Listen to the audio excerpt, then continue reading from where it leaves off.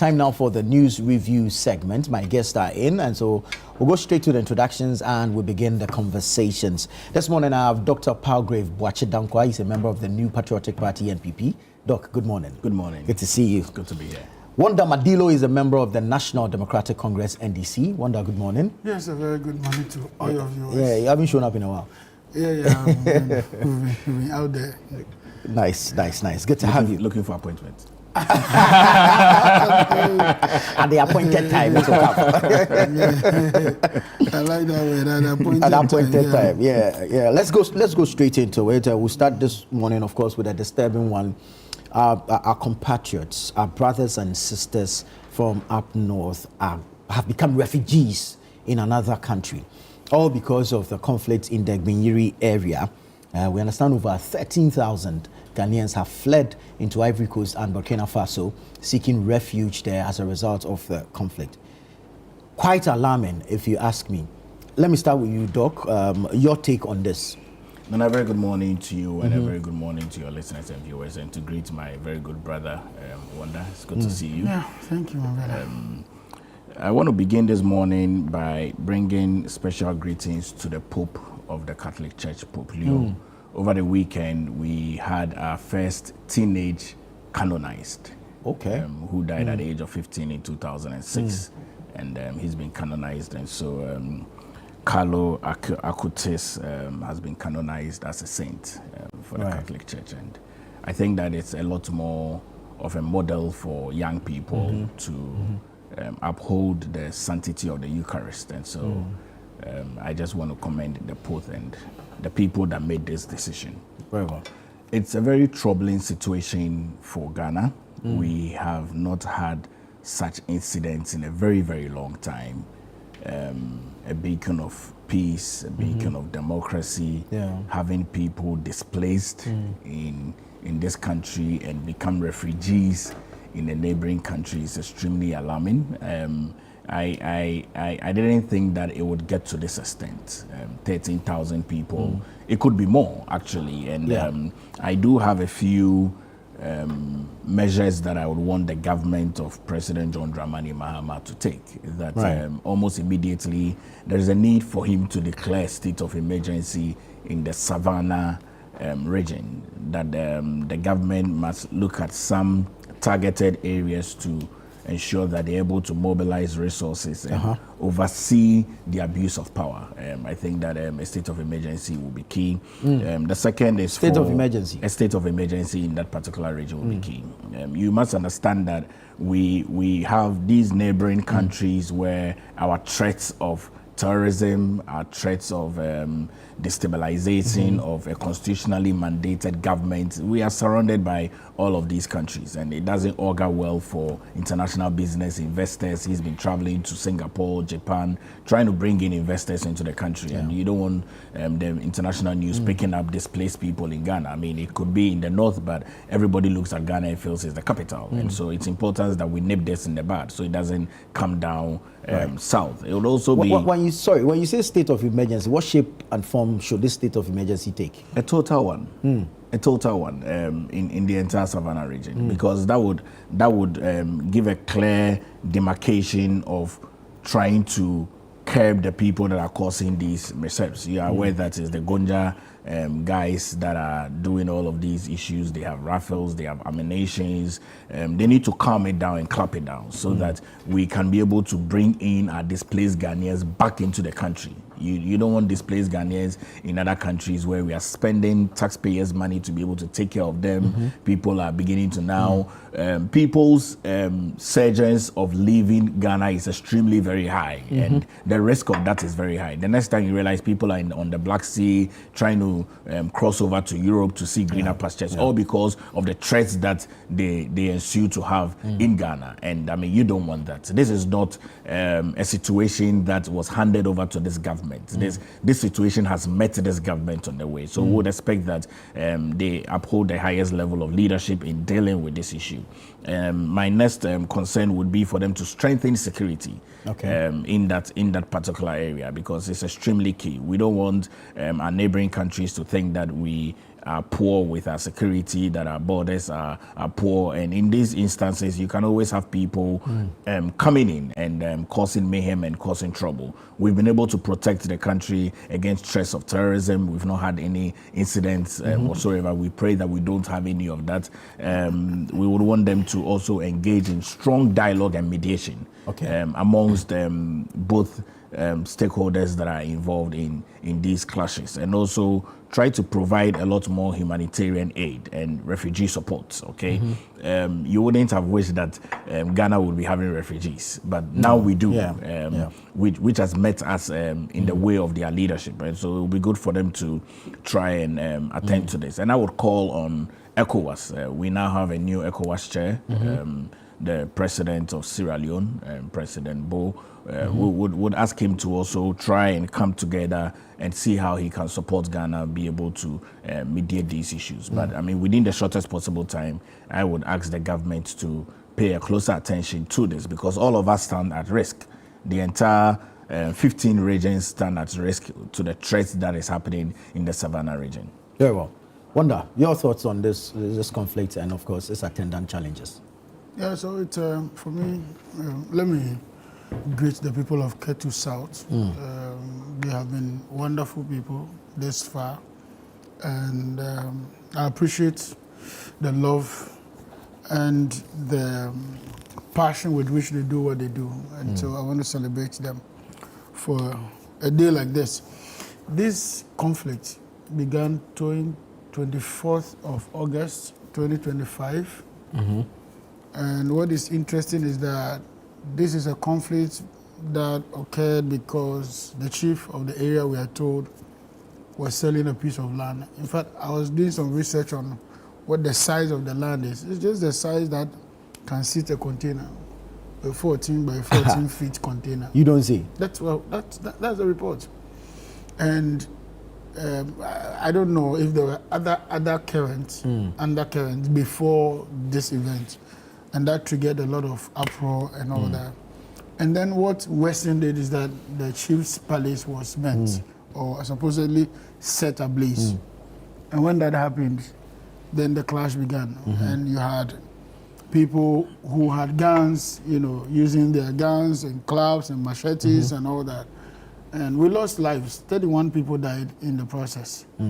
It is in the event of the death that you had people running out of Ghana into neighboring countries like Cote d'Ivoire and Burkina Faso. So far, we are told that over 31,000 people have been displaced and have become refugees in a different country. My view, and if you ask me, is that these are the times that I believe and I want my government to be high-handed. High-handed because a crime is a crime. Lives have been lost. That's murder. You can speculate for now. Then also property is lost. That is also a crime. And that must be looked at. Our Land Act is very clear on who has the capacity to sell, to lease a land or to sell a land. I mean, call it sell in its normal sense, not in law. So when the chief decided to sell this, did he consult the elders? Because that's the law. The law says you have to consult and they have to be in agreement and you have to call for a meeting for that purpose and they have to agree before you give up the land to a developer or whatever of the sort. If that was not done, what are the remedies that can be sought in our law courts? That has to be looked at. And then ECOWAS, yes, they've done their part. Ghana is also being up and very, upbeat on this matter. NADMO have been engaged so far. I know National Security has also moved in. Ministry of Defense has also moved in with the military, attachment and all that, or detachment they call it, and all that. So far, I'm told that in the last 1 week, there have not been any gunshots. There have not been any chaos, any conflict, any misunderstanding, any clashes in the last 1 week. And government is making efforts to return people to their homes. Luckily for us, not too many of the homes have been damaged, and so they can comfortably return to their hood and their homes and all that. So that's my view. But I also think that when things like this happen, it affects all of us. Because Savannah remains one of the food baskets of this country, and people are primarily farmers and call it crop farming and then animal farming. You are talking about the cattle rearers and the cattle, the goats, the sheep, and a lot of them come from those regions. And then the crop farming like maize and the wheat and the sorghum and all that. Those are typically areas that they produce some of these things, and so it's worrying. So there's the economic impact as well. The economic impact is also is also there. Beyond the economic impact is also the financial impact on the government. To detach a military base to that place at this moment is going to cost government of Ghana money. To look for food to feed these people is going to cost government of Ghana money. The emergency relief items like mattresses, like the tents they sleep in, like their daily upkeep. You also need an infirmary, which is like a hospital or clinic in the environment where they are and all that. All that is going to cost the government of money. And it's not, we're not talking about small monies here. We're talking about a lot of money. It takes a lot to feed people morning, afternoon, evening, providing them with shelter, and also at some point they have to even carry the kids to school and all that. So the difficulty we have on this matter is huge, and I can only entreat government, my own government, to up, the scale a little and see how we can quickly bring them back, restore peace, and let some punitive measures be meted out as quickly as possible. Very well. Doc, let me come back to you. Wanda just mentioned the economic impact. I'm a bit concerned implications. We are not too certain under what conditions these Ghanaians who have gone into or to seek refuge in other countries are living. Although we've been told some aid is being extended to them, but under what conditions? Should there be an outbreak? How much of a disaster are we looking at? Ghana is a very blessed country. The countries where our citizens are seeking refuge, Cote d'Ivoire, Burkina Faso, it's troubling, to be honest.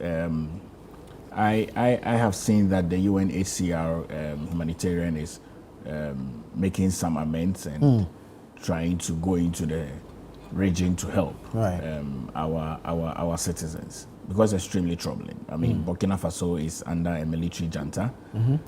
Cote d'Ivoire itself is under threats of terrorism.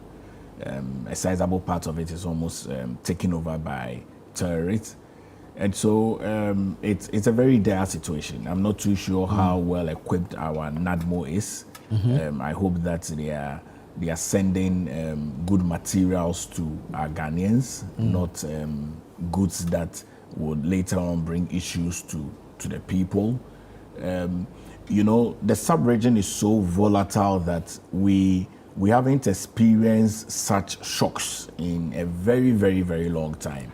And so it's not an area where you would readily say that almost every 2 years, every 3 years, there's either a coup d'etat or a war where relief items are always ready. It's not like what is happening always in Gaza and Israel and Palestine and all of those other places where you are aware that you should always be battle ready. I mean, we have always enjoyed our peace. I mean, these situations where these 13,000 plus people have fled to seek refuge in neighboring countries, I'm sure they themselves have never experienced it before. I mean, these are things that was happening 40 years ago, 50 years ago, and the likes. And so these would be stretching the budget of Ghana, clearly also stretching the people themselves under the conditions within which they'll be living.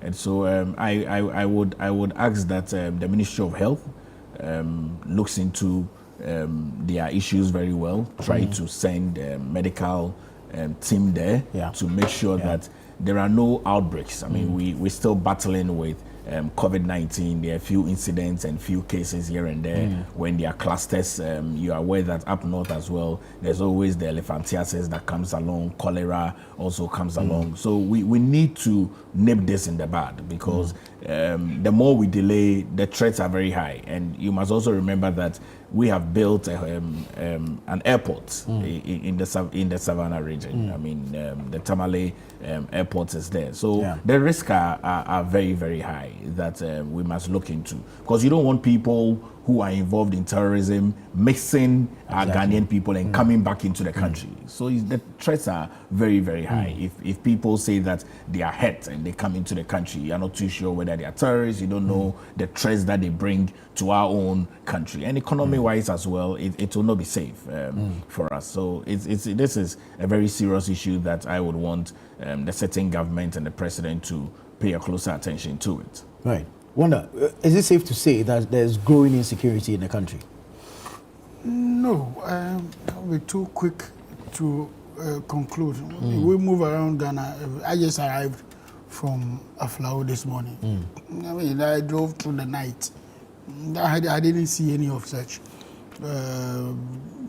But what I have observed is that usually when a new government takes over, people, including citizens, try to take advantage of the system to see whether the country is prepared, So you will find issues of illicit drugs, money laundering. You'll find all that happening in the first few weeks because they have all assumed that there is some, lapse within the period, and that to take government some time to have their hands on all of this environment, and that's one. Number two, we have lost touch as a country because NCCE, Peace Council, have been virtually off the radar. I mean, they've lost their stint, or what do you call the reason for which they have been put together. I don't like it when Peace Council only shows up when there's chaos. I don't like it when NCC shows up only when there's elections. Their job is civic education. Civic education. Are they resourced enough to do the work? I don't think that it is a question of resource. You see, resources flow to people who are delivering. When you deliver, people look at you from a distance and say, I want to support, I want to be part. But if you sit in your room every time you are looking for resources, nobody promised you resources when you are appointed. You are appointed to an office and you were told that this is what is required. You agreed to go in there. When you deliver, you get the money.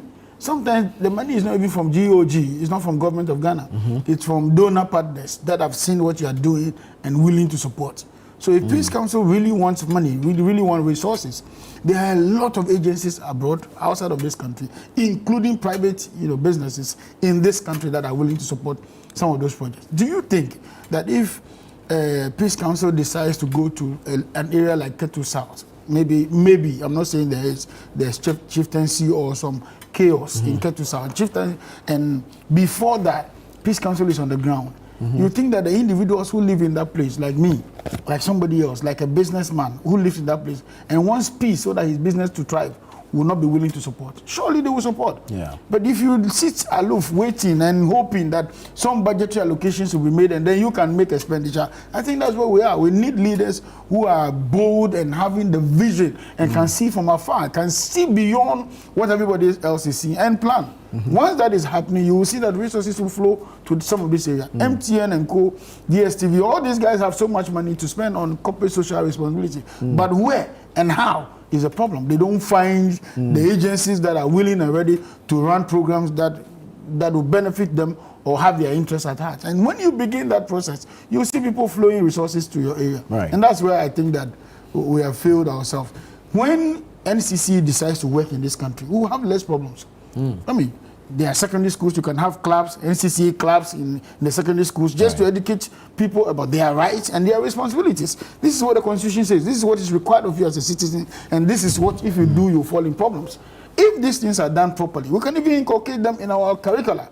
But you don't see, I've always been very skeptical of people who go to that office because they show no method, they show no new ideas, they show no new vision, they show no energy, and they are just there waiting for salaries or whatever to be paid. I think that that's where we have gotten to. Peace Council must be up and running. National Commission for Civic Education must be up and running. With this conflict, I would have thought that they would have partnered with NADMO on the ground to be advising people, no, don't do this. This one is not peaceful. This is against the law. That is wrong. Why?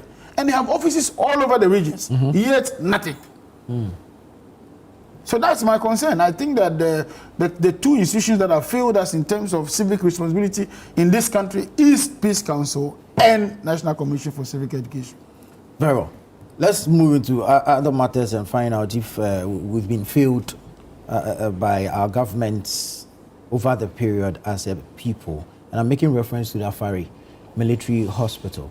As far back as 2022, we were told that it was somewhere 85% complete. Well, in 2025, that hospital is still not operational. I'm not even sure if it's been concluded. There was a ceremony some time back, and then we had contractors on the project, if you like, fighting the powers that be at the time, that there was no clearance for the facility to be operationalized. Why do we keep doing this to ourselves as a people? Look. You know, Nana, before we come to Afari, I would just want to appeal to the Minister for Interior, and also I'm sure we have an acting Minister for Defense. Yes, Ato Forson. The Finance Minister is acting as Defense Minister, okay. Yes. So I just want them to give us an update on the issues that are happening up north. If they can, if Parliament can ask them to give an update, I think that would be very, very critical. Well, the House is still on recess. So, I know, but we need to find a way of making sure that... I'm sure the committees are still working, yes, so perhaps... They should try and give us a bit of an update. I'm extremely troubled because of some level of intelligence that I'm picking, which cannot be shared publicly, and so it's important that they look at it. You know, we have overly politicized a lot of things in this country. Afari Hospital is supposed to be the second base for the military in terms of seeking health, and 37 is there. Afari is situated within the Ashanti region. It's been a long gone conversation from 2008, from President Kufuor's era, and you can imagine if it's transcended from President Kufuor throughout to President J.E. Mills, John Dramani Mahama Phase 1, to Nana Addo Dankwa Akufo-Addo 2-term, to John Dramani Mahama Phase 2. You can clearly see that we have overly politicized a lot of our infrastructural projects, and a lot of development that must go in the interest of the Ghanaian people are politicized, which is not good. It's a waste of taxpayers' money. It clearly tells you where our priorities are as a people. Why should it take, if this hospital is not completed by 2025 this year, it means that it's almost getting to 20 years and it's not done. If we reach 2028 and it's not done, it means it's taking Ghana 20 years to complete a hospital. I mean, where would this sound? How would this sound in the mind of international donors? How would this sound in the mind of investors that we cannot even complete a hospital that will serve our military? It's been going on for 17 years and it's not completed. I know that there are a lot of international hospital groups, okay? The IHG is an international hospital group that facilitates the building of hospitals. I'm aware that they are aiding the facilitation of the building of a phase 2 of the Ghana Police Hospital here in Ghana. Okay. And I'm aware that they are also having some conversations with a lot of the security services, from immigration to the prisons, because all of them need their base of a hospital so that they can be attended to. Okay, and if we're still having these contractual challenges, because it's always got to do with issues of contracts and issues of relocation of the base on where it's supposed to be, until finally it ended up in Ashanti region. I don't think that we need to have this conversation in the foreseeable government of 2029 when Kennedy Japan becomes the president-elect. I would entreat President John Dramani Mahama to take a keen interest in this, see to it that it's completed as part of his legacies. I mean, because we need to uphold our health, we need to uphold our soldiers who go out to fight for us, who go out to protect us. I mean, soldiers move across the length and breadth of this continent. Sometimes they even go beyond this continent to ensure that peace is sustained in places where there is war. And so if the only base we have is 37, and let me state this, I'm told by intelligence that on the 6th of August, the day that the crash happened, a squadron leader had an accident in Takrady on one of the ships. So the Z9 flew him to 37. And it was that same Z9 that flew our great people who lost their lives. So imagine that we have basins of hospitals across the various regions. There will be no need to fly a squadron leader all the way from Western region to Greater Accra for him to be able to seek medical attention. And so we must tackle this conversation apolitical. Right.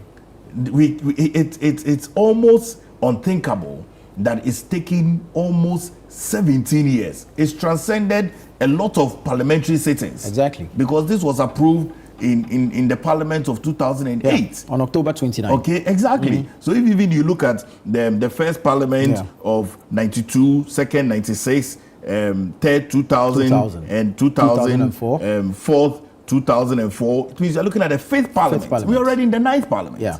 Okay, it's transcended all these parliaments, and I mean, really, life is progressive. It's not retrogressive. You understand? So I would ask the government of the day that let's redeem the image of the country. It's troubling if anyone is even listening to us, and this news is carried internationally. It's troubling that for 17 years we've not been able to complete a hospital that can take care of our soldiers, that can take care of people who protect our sovereignty, because our soldiers protect our sovereignty. Indeed. And all we have is 37 military hospitals. I mean, I think that we can do better as a country. Right.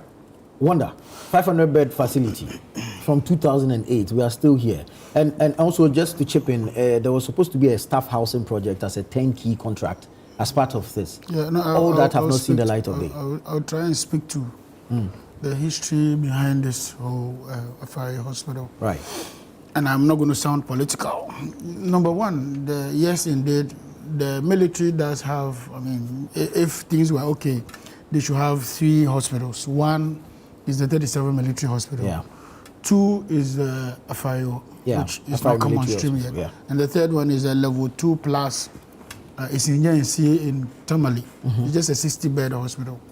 Now, the origin of this whole Faso hospital was that in conceptualization, one, the project was to be in Kumasi. Then later they changed it from Kumasi to Tamale. Tamale, yeah. So in the 2008, when it was approved under President Kufuor, this is what happened. Yeah. Originally it was to be in Kumasi, in Sofo line. Then it was changed to Tamale. Then from Tamale, it came to Accra. They wanted to site it on the motorway, either side of the motorway to Tama. That didn't happen. Then eventually it went back to Kumasi in the Afari, the Echima district, street district. So in 2014, President John Mahama decided to cut short for the construction. The construction was to include 50 medical and non-medical buildings, 15 operating theaters, 2 endoscopy rooms, 9 delivery rooms, 153 body morgue, like a mortuary, 64 staff housing units, a medical gas plant, water and waste treatment systems, training, conference rooms, and etc., CCTV and all that. And it was supposed to cost around $180 million at the time. Now, between the time 2008 until 2014, when this project started, a lot of cost variations had happened. In fact, it even affected the design of the building. Right. You know, and so it came with its technical complications, design complications, and cost complications. Now, we finally started the project.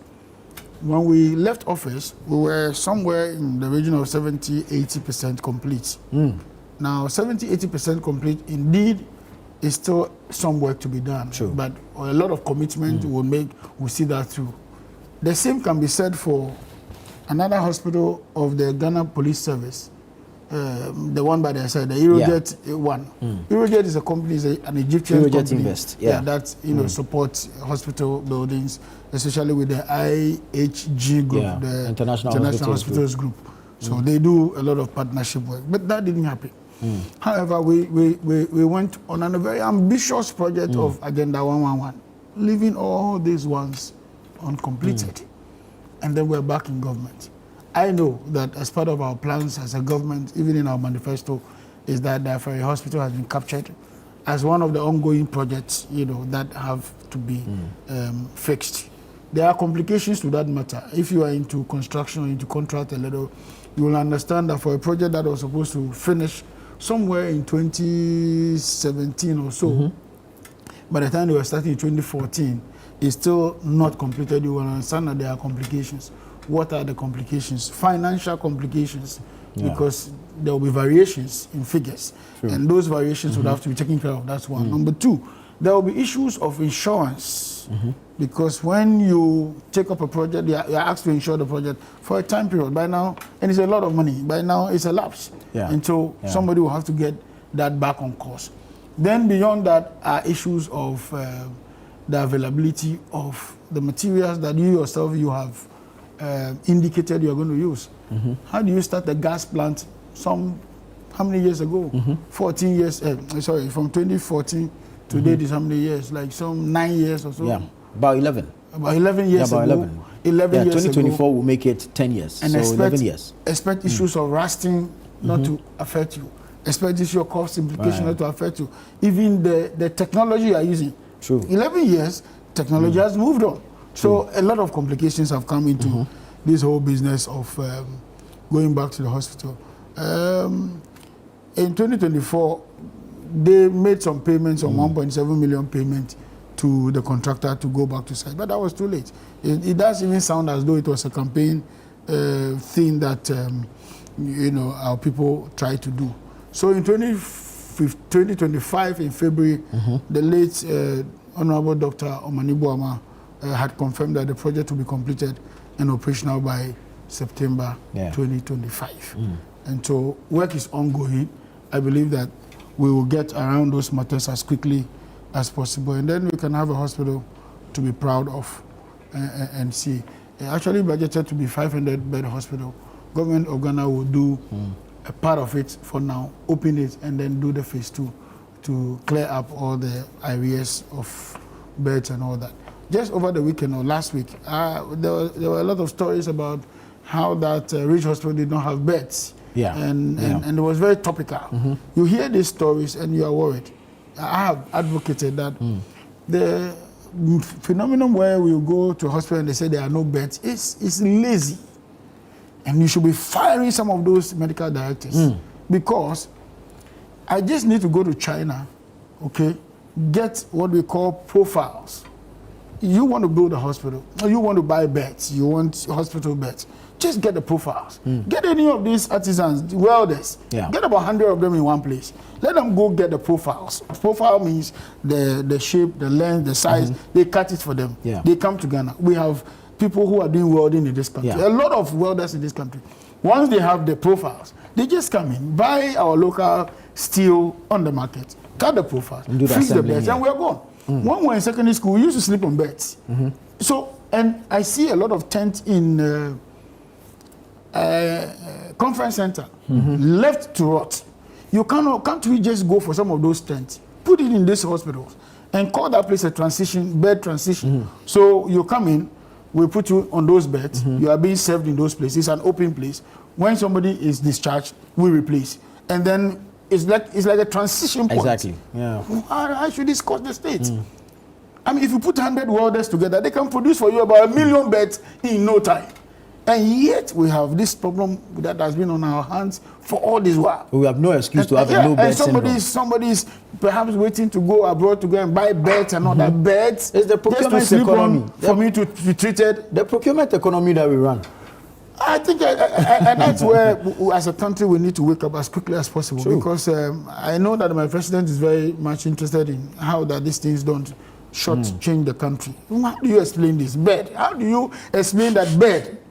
How do you explain this? There is latest foam in this country. There is ash foam in this country. There are many other foam companies in this country that can produce foam for me to put on a bedstead that is manufactured by these local welders. And they are gone. Finished. Is it the pole that they hang the drip on that is a problem? They can create it.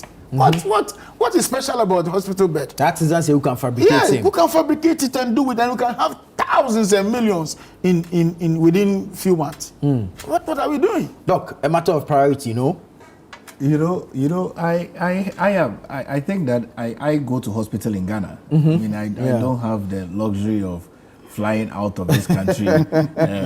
So I am a made in Ghana hospital person. Right. So when I'm sick, I walk to the closest hospital. It's either UGMC or Rich Hospital or 37 or Colonial. Nice. I go to the easiest hospital. And so.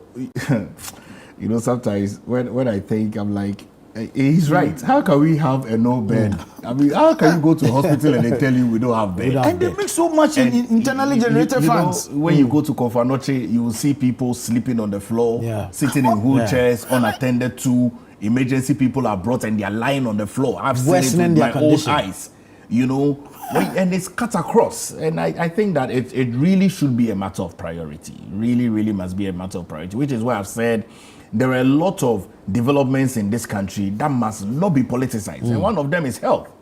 You understand? I mean, I will tell you something. I went to a hospital. I will not mention the name of the hospital. And I was supposed to take my blood. The guy who took my blood said he's been looking for me for a very long time. Why so? So you listen. He says he's been looking for me for a very long time. So I can imagine, and he used a very old needle, the big ones. Now we don't use the big needles. He used the big needles to pull my blood. He said, today I've gotten you. So, yes, because I'm a politician. And that's what he said. I reported him to the medical director immediately. Yes, that's what he said. So you see the risk that we find ourselves in.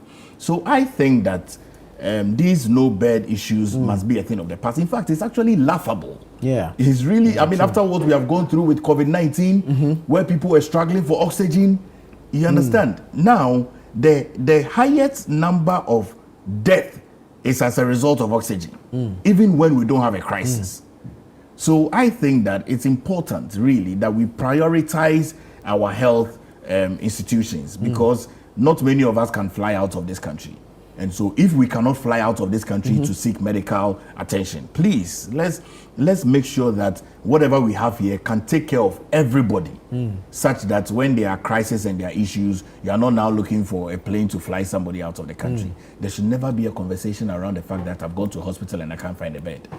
There shouldn't be that. At all. I mean, cash and carry is gone far away. That's why we have NHIS. Okay, so please, let's try and resolve these issues. And I second what Wanda has said. We should get our people to be able to attend to these no bed syndrome issue.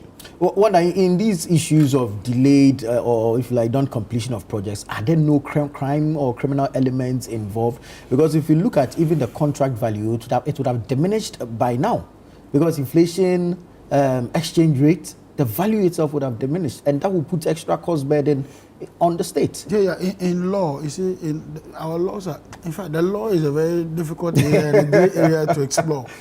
You see, a thing is only a crime if one is being prescribed as a crime and there's a punishment for it.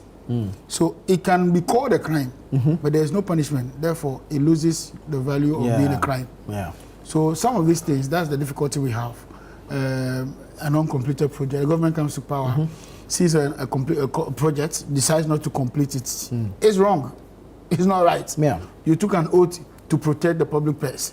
You took an oath, but there is no punishment for those if I don't protect. Because in my head, I'm wondering, had the budget, the funding come, had same been expended, and yet the project is not completed? Exactly. So you can talk about some irregularities and all that. Somebody should be held accountable for these things. Being held accountable is one, because again, in the same constitution, the person has sworn to protect the public purse, but at the same time also must design programs that will benefit the country.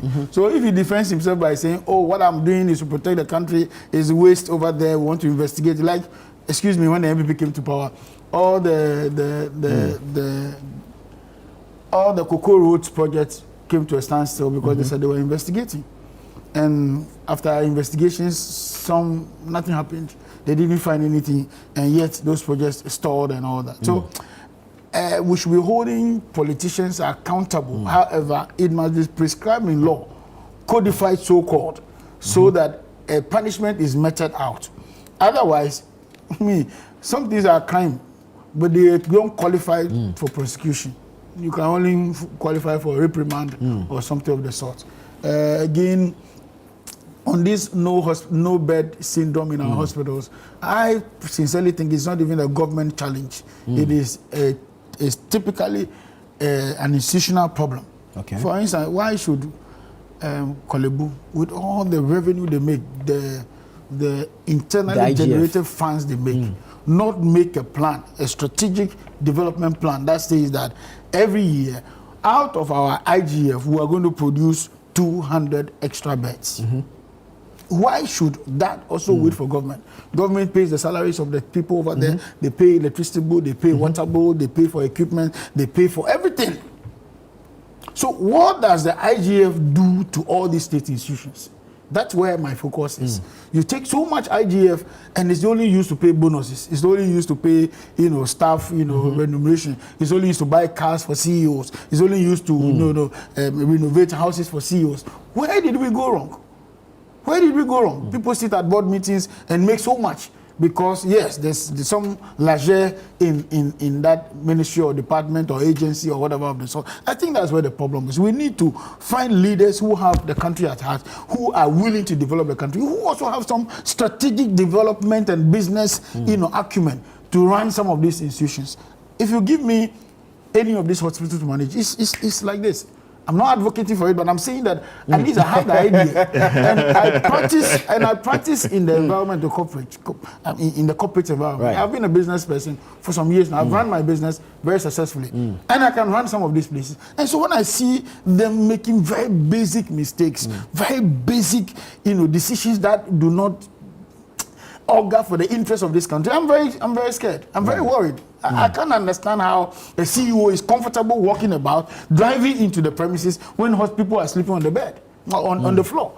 Me, I will sell every government vehicle over there and buy beds because that's what is bringing us the money to buy the new cars. I drive everywhere I go when I do construction, and people are asking me, why are you using this car on the construction? I said, this is what bought me the car. So what's this business about, this car, you don't bring it to construction site? What is your business? This is what bought me the car. Right. So I'm protecting the source of where the income is coming from. And that should be the focus of CEOs, MDs, and appointees who go into such public spaces. Very well. Your focus should be to develop and make where you were better. Very well. I'll take a few messages and then we can continue. This one says, good morning, Nana. In as much as we interrogate what relevant government agencies have done regarding educating citizens on some of these violent clashes in the country, we also need to look at how much resources are allocated to these institutions to be able to handle such incidents. That's Pascal Dunyo from Afife sending that one in. Christian from Sandima says, good morning, everyone. The insecurity under President Mahama is becoming too much. Just in 8 months, over 500 Ghanaians have been killed in this country. I'm not sure about your figures. Apologies. I'm not sure about the figures, so I can't speak to it. He said, wow, BNI and Yoko are there arresting innocent Ghanaians and their political opponents. Okay. Good morning. It's not easy for me. I don't really see the work of the NCCE. The only time I notice them is when they come on market days with a pickup car making announcements in noisy environments. But who really hears them that way? I think they should rather partner with established media platforms to properly educate people. Moses Nyame from Boko sent that one in. Alhaji Hamza from Pig Farm says, good morning, my brother. I was particularly worried and sad to see that a lot of resources was pumped into the Agenda 111 when Afari Hospital was left to rot. The sad part was when the hospital was commissioned by President Nana Addo, when we know that the hospital has not been fully completed. All this was done just to achieve cheap political points. But I am happy to hear that President Mahama has promised to complete the project. That is a good move because governance is a continuum.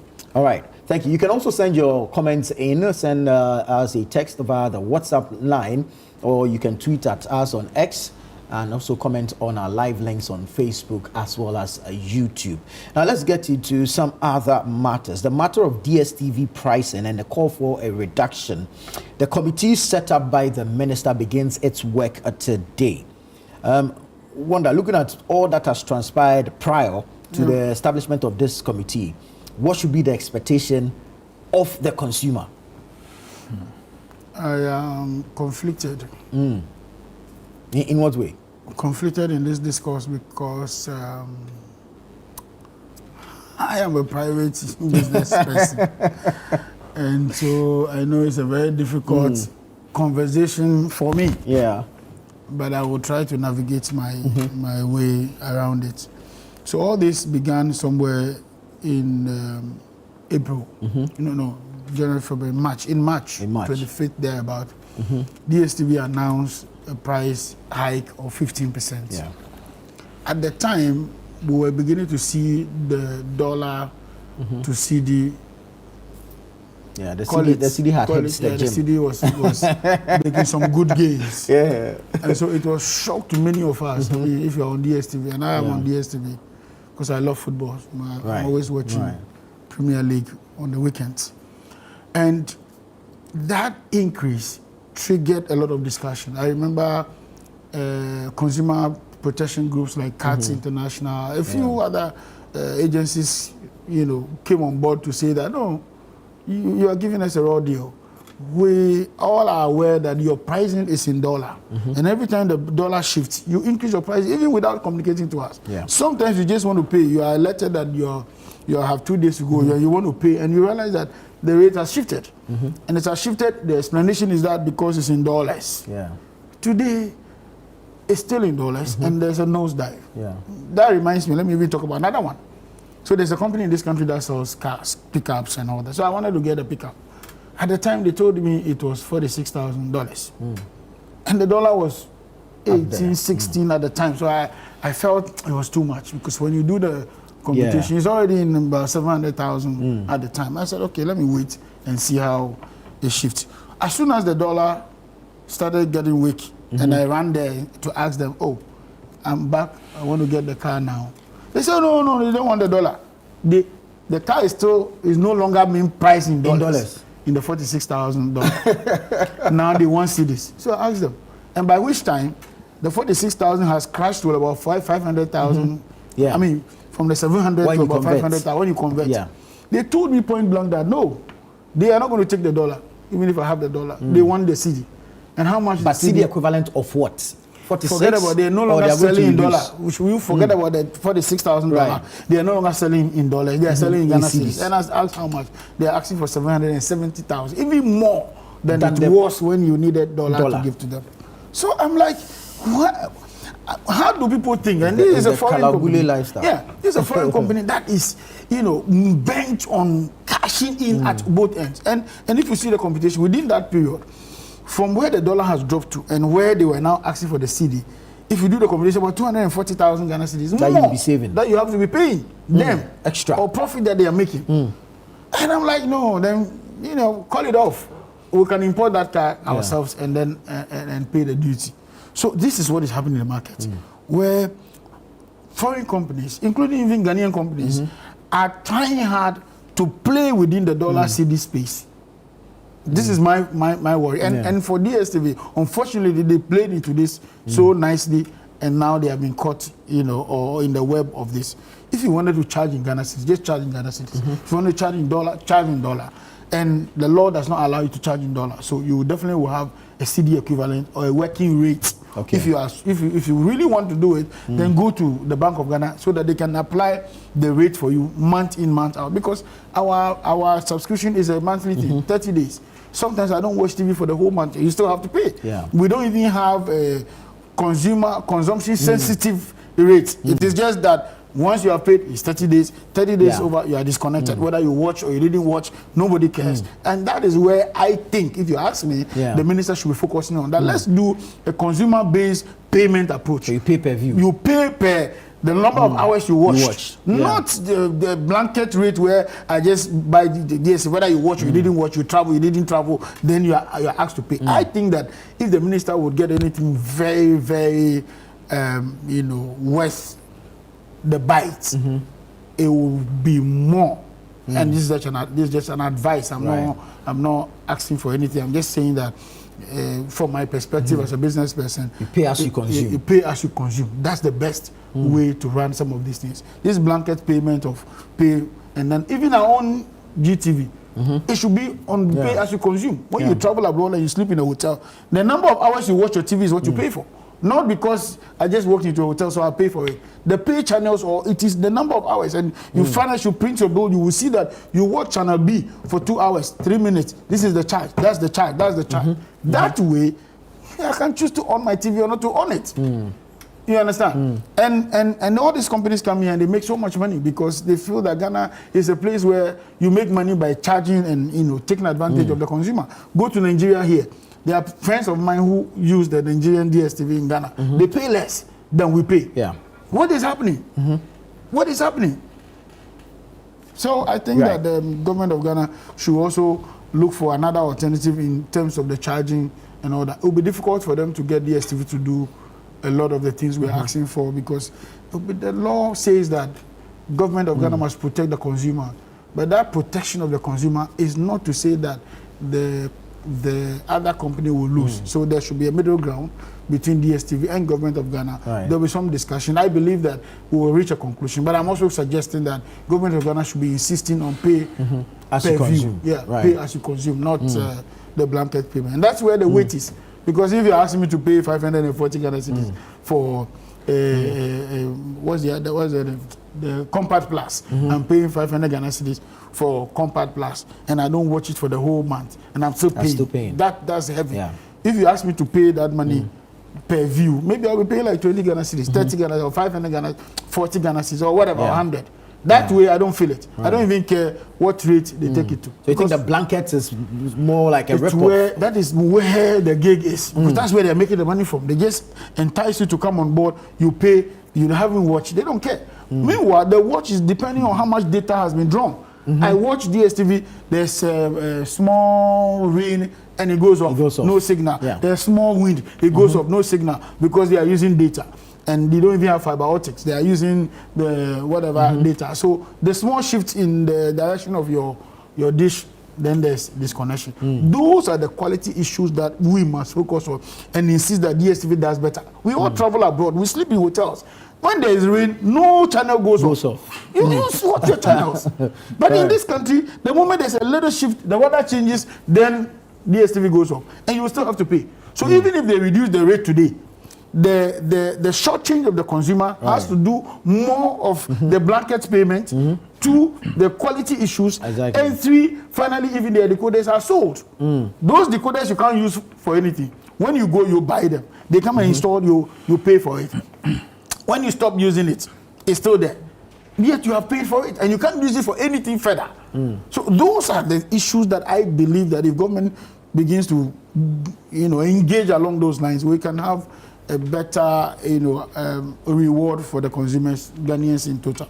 Very well. Doc, I'll come to you on this committee and concerns about consumers not being represented on the committee and what our expectations should be. But I need to take a quick break. When I come back, I'll come to you and then I'll pick your thoughts on that. Just a quick message before we go on that break. This one is David from Draboso. He says, good morning. I want you to look down to the small chips compounds and health centers. They lack maintenance culture. The show is interactive. We'd like to hear from you. Send us your thoughts, your comments, and your contributions. We'll do our best to read them out, but that will be after this break. Stay with us. We'll be right back. Welcome back. This is Breakfast Daily here on Channel One Television. We're having the news review segment. Dr. Palgrave Wachedanko of the NPP is here. Wanda Madilo of the NDC is also here. I'm going to Doc now. There's a quick one from Master Planner Jr., a policy analyst from Kintampo. He says, I support Honorable Sam George on the... I support Honorable Sam George's call on DSTV, but his approach is very bad. Moreover, majority of Ghanaians are facing network challenges and some don't even have network in their areas. He should channel his energy and fight them.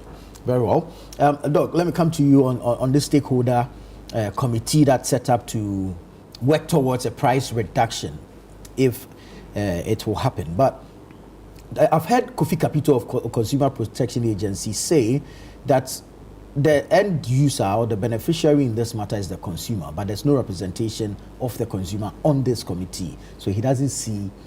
Is it necessary to even have the consumer on there, or is a technical committee that's going to do its technical work regarding pricing?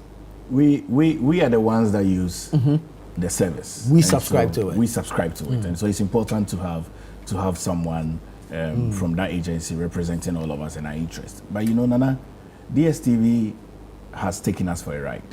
Is it? For over 32 years they've been in this country.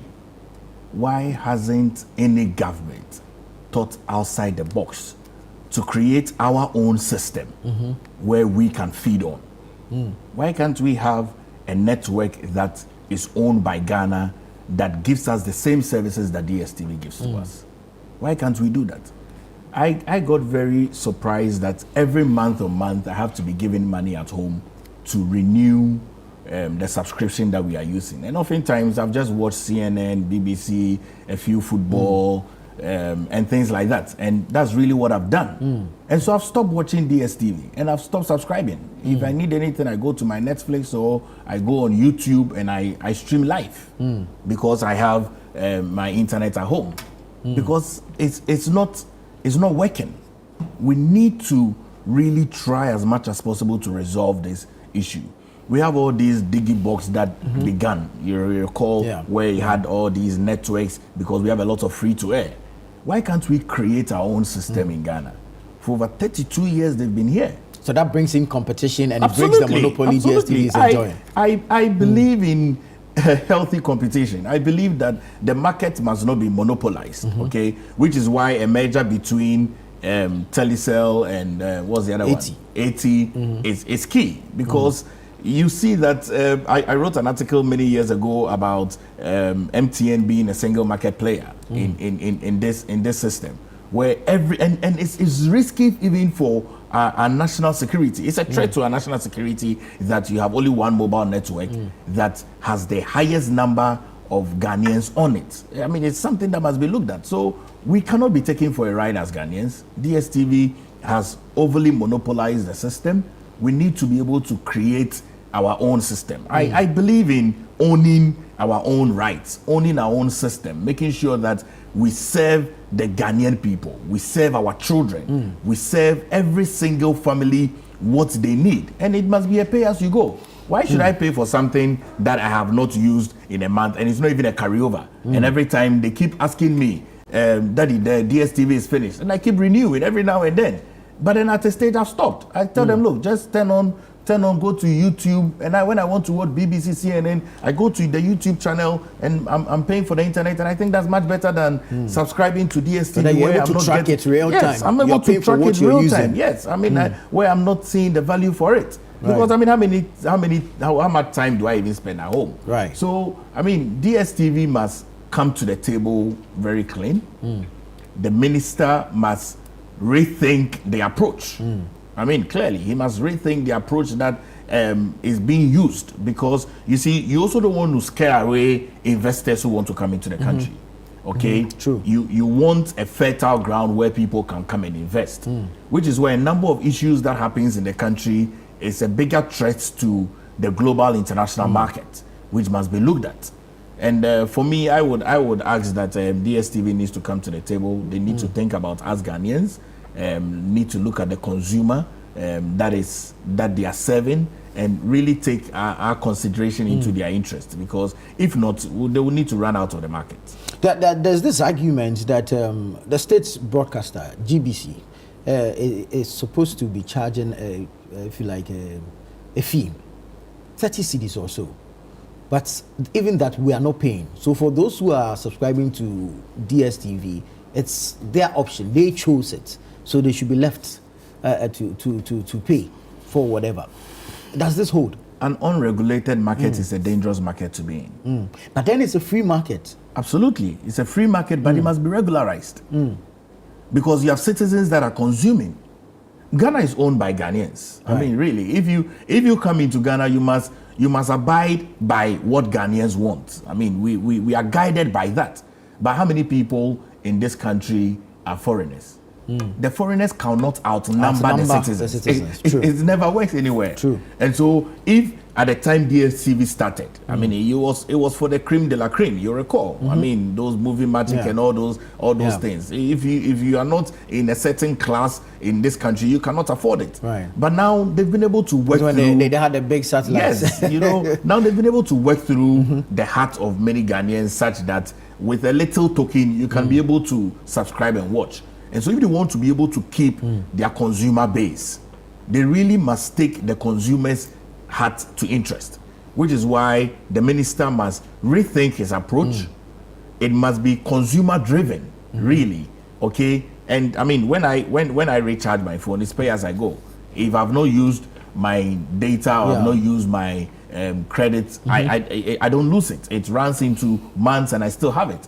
We need to be able to have that because consumer is supreme. I mean, in every market, it's always say that the customer is supreme. Right. And so why are we not supreme in this case? Why must DSTV be supreme to the detriment of the Ghanaian people that are using it? So I think that DSTV must come clean. They must be aware that they can be run out of the market. They must be aware that Ghana can also create its own system and feed its own people. You won't have this happening in some Middle Eastern countries. Even in Asia, you won't have this. It won't work. Okay? They have their own system because they want to be able to control a narrative. And so if Ghana has opened up a system where over 32 years you've had sustainable business, I think that this is the time for you to be able to give back to the country. Very well. Wanda, so I mean, you've suggested some practical things that we could look at, but the position of the minister has been a 30% reduction. We've not had a counter offer from DSTV. They have mentioned something about retaining their profits here and repatriation issues. I mean, this meeting, what should be the approach of the minister? Should he insist? No, I think that, you see, in negotiations, you should go, first of all, stronger. Right. So the minister's position of a 30% reduction is strong enough. That's okay. But is it still tenable now that we are seeing the dollar going up again? The minister's position is a 30% reduction. Which was based at the time on the appreciation of the cedi. Yeah, so if the issue was resolved earlier, we shouldn't have this challenge. DSTV is not bad or is not being gagged from charging any fees they want to charge if it is fair, is reasonable, and it doesn't shortchange the consumer. Right. I don't think that's what government's position is. Government really wants them to do their business. In fact, they've been in this country for over 40-something years or so, 30-something 32. years. 32. Yeah, they came in 1993. Yeah, 32 years. 1993, I was just GHS2 or so. GHS2. You wouldn't want to know where I was. and so they've been around for a while. They should have known by now Ghana's economic issues, the downturns, the upturns, the challenges we have had. They have been around when we even went to IMF and we are back stronger. They should have some. That was a good one. They should have some confidence in the Ghanaian economy. In fact, I have been looking around, and it's as though not just DSTV, almost all the international companies in this country does have charges that are higher when it comes to Ghana than in the sub-region. For instance, in Togo, because I come from Ketu South, which is predominantly a town that shares border with. You cross the border at ease. You can actually use like 5,000 CFA and eat for the whole day. Wow. Yeah. And 5,000 CFA is how much? Multiplied by 21. That should give you about in the region of some 100 and something Ghana cedis. Yeah, 100 and something cedis. And in fact, and you are so comfortable. You give somebody a full day. Yeah, you give somebody that money, 5,000 CFA, they will kneel on the ground to thank you. Wow. That's how much, that money is valued in their country. And yet, there are companies in that place who operate in that space and don't charge this kind of fees. You just look at the consumables, like even paint, common paint across Togo and in Ghana. It's so high in Ghana. But when they go there, they're able to sell cheap and they still make the money. So maybe we should be creating other environment that makes those who come in benefit better. Unfortunately, even when we create it, we give them tax cuts. We ask them to operate within the free zones. We ask them to concessions on their repatriation of profits. We create all the environment for them, yet they want to milk the country called Ghana. I sincerely think that when we decided to leave the controlled market economy and decided to do a free market economy. Maybe we lost track of investing in critical areas. For instance, if government is minded, cement, until some time later, cement became, a tool for political manipulation, where one company was charging what they wanted until the likes of Simav, Dangote, Jata Cement, and all the others came in. Then price saw stabilization. That is a good model in economics that says that when one company decides to play monopoly, the only avenue, the only grounds for which you can do that is to create competition. So learning from this, I think that the next level of the minister's engagement should be on how to create competition. There are other cable networks like Canal Plus, like Sky TV or Sky News or Sky something.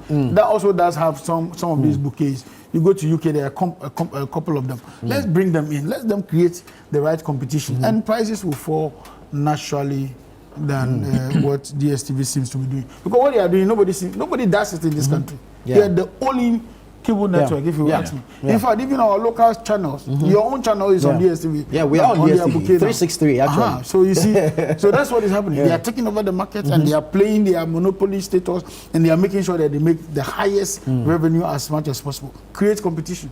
Government has the bouquet, the GBC bouquet, what's the name? Ghana Broadcasting Corporation, GTV, some Sports Plus, they have education. They have some Agric one too. TV and all that. Put them together. And all. Put them together. Create content programs that are sellable. Exactly. Then give it to the citizens on a bouquet. Some years ago, or some few years ago, we used to have multi-TV decoder in the system. And some of them were free to air. We had strong TV, but all of them have gone down. What happened? Is it about competition that is not strong enough? Put them together. Let them compete region by region. You can give them Greater Accra to start with. And when they are performing, you create another avenue for another bigger region for them. Finally, they take over the country. Then you can go to the sub-region and begin to do work from that angle. I think that those are the practical approach from where I sit as a business person on how to dilute this monopoly. Alberta Oklu is texting in and she says that DSTV is draining innocent Ghanaians. They charge far less in Nigeria. I strongly agree with the Honorable Minister for Communications to set them up to reduce their charges, and if they refuse, the way is their front, in quote. Thank you. Right. Good morning, host. I trust you're good. Yes, I am well. How about you? Your panelists did well this morning. So when will President Mahama appoint Wanda Madilo? Because he has what it takes to become a minister or deputy minister. We are watching. I think for that, the appointments are done. He promised 60. He's done with that. There should be more. We should be lobbying for him. He's got good brains. Maybe head of an SOE. Or he's needed on the table of John Dramani Mahama. I'll be praying for him. Right. Let's fly off to Tamale Central. My good friend, Professor Alidu Mahama Seidu, has won the primary in the area, and so he should be representing the NDC in the by-election in Tamale Central.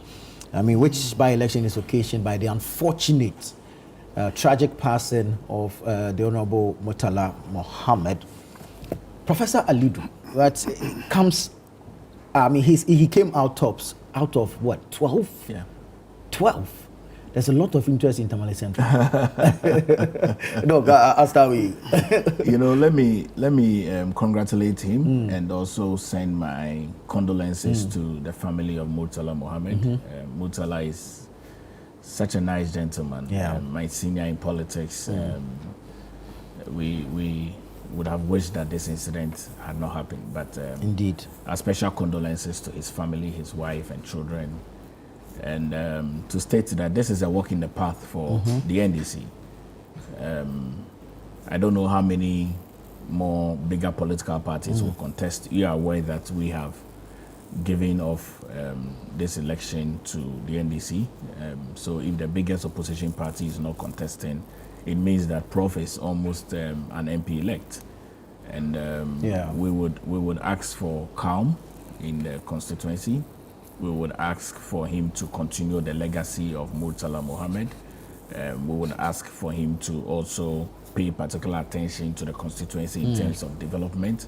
You are aware that President John Dramani Mahamad's government is overnumbered in Parliament, and so really there's not much that this will come with. All his appointments are almost done. Almost all his boards are almost done, and so we would want to hear him on the floor of Parliament.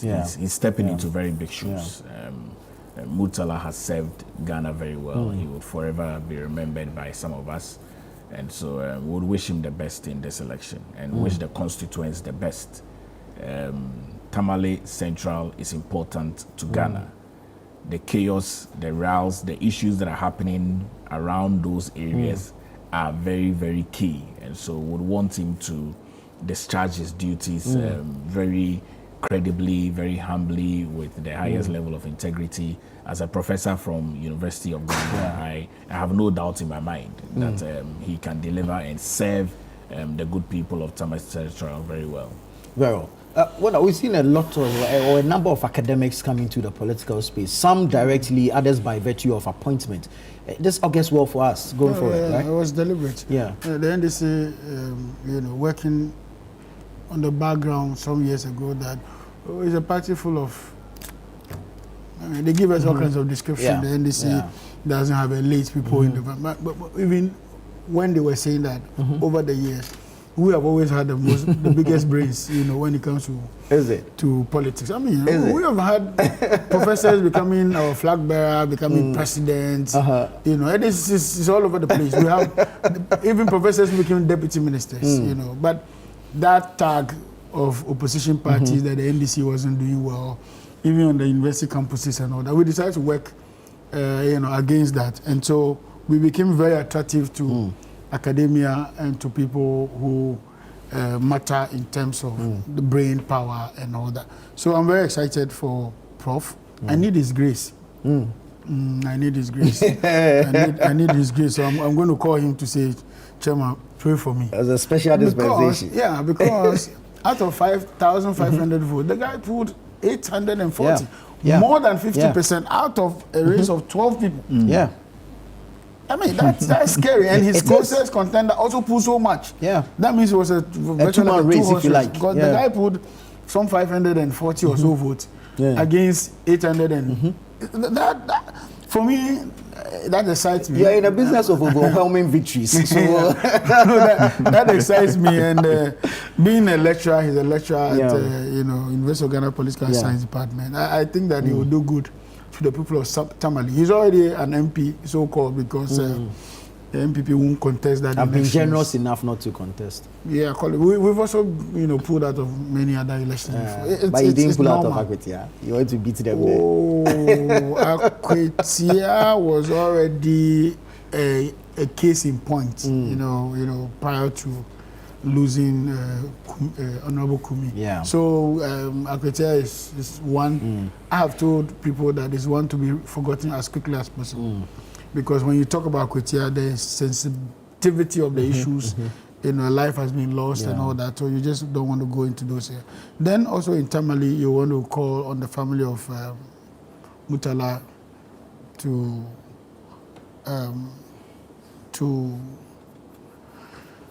if God wills, bear the pain as lightly as possible. And it's painful.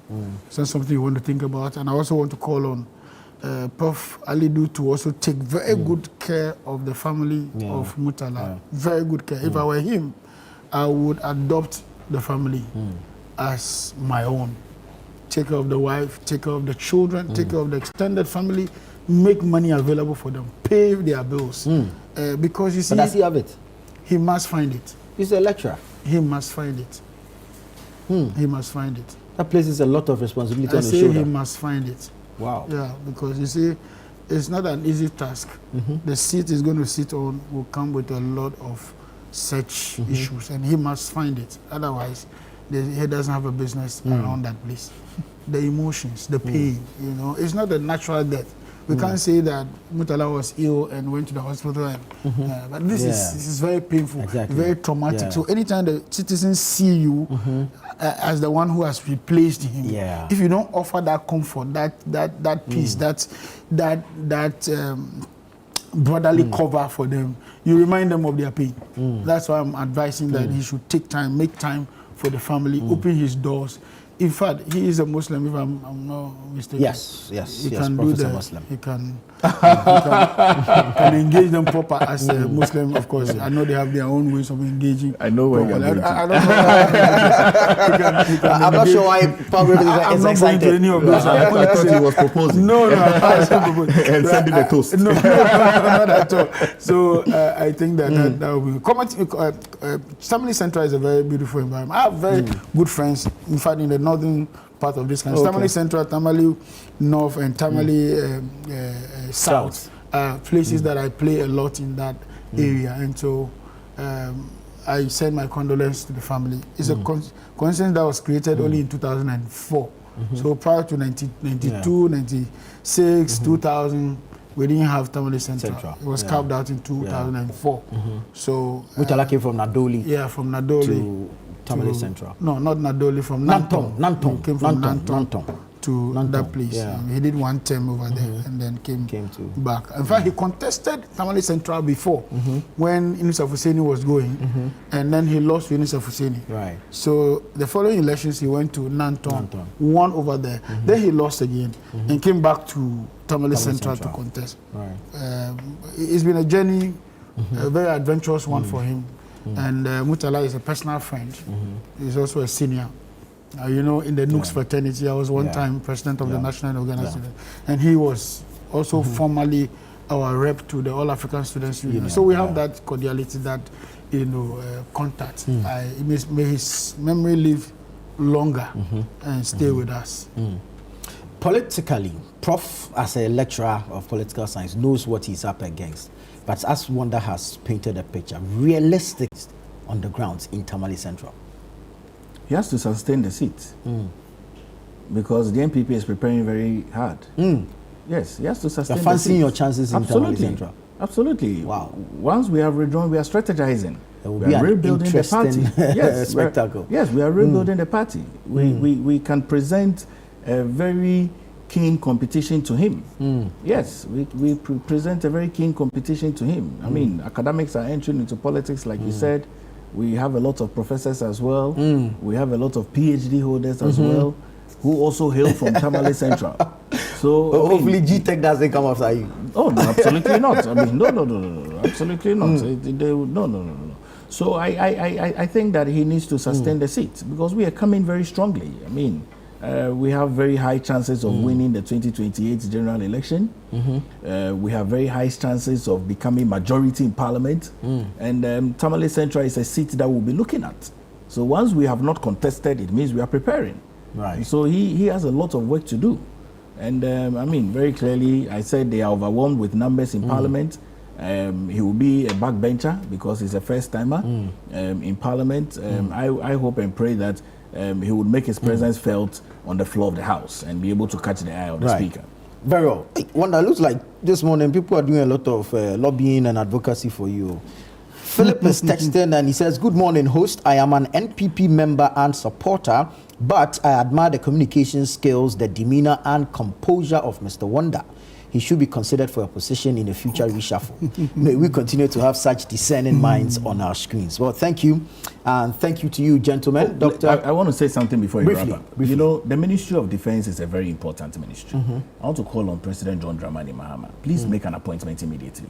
Right. Yes, you cannot give a shadow minister to take care of the ministry. Ato Forsen is overwhelmed. He's taking care of our finances. Yeah. He's the Minister for Finance. So I think it's long overdue. He should immediately appoint someone, let the person go through vetting in Parliament so that the ministry can have a minister who can be decisive enough to be able to help the conflict that is happening in the northern region and even other conflicts that are happening and pockets of those in the country. So President John Dramani Mahama should immediately appoint a Minister of Defense. It's critical and very important. Very well, gentlemen, this is where we'll have to leave it. Thank you so much. Dr. Palgrave Boache Dankwa, a member of the New Patriotic Party, NPP. Wanda Madilo, whom, of course, our viewers are advocating for appointment, is a member of the National Democratic Congress, NDC. Thank you so much. And thank you to you.